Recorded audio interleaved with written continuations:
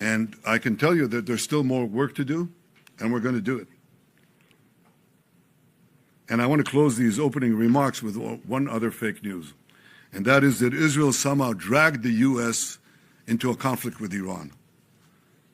Does anyone really think that someone can tell President Trump what to do? Come on. President Trump always makes his decisions on what he thinks is good for America, and may I add, I think what is also good for future generations. In this case, those interests are absolutely clear, and so is the clarity of our achievements.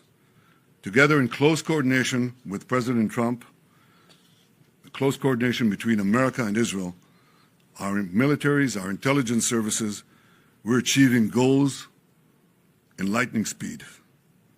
But I want to say another word. It's been said that for 40 years, I've been saying that Iran is a danger to Israel and a danger to the world. That is true. You know who else said that? President Trump. 47 years ago, when the Iranian thugs took over the American embassy, he said how dangerous this regime is. In his first term in office, he didn't need any convincing. He said the Iranian nuclear deal was the worst deal that he'd ever seen, and he walked out of it. Right before his second term, before he was reelected, I went to see him in Mar-a-Lago. The first thing he said to me was, "Bibi, we've got to make sure that Iran doesn't have nuclear weapons." He said that to me. I didn't say it to him. He didn't need any convincing there either. Now, why did he say that? Because for more than 4 decades, this regime, as I said in the beginning of my remarks, is chanting, death to Israel, death to America. But they say Israel is only the small Satan standing in their way. The great Satan is the United States of America. And these ideological fanatics, these lunatics, define their raison d'etre, their reason for being, is wiping out Western civilization and America that leads it.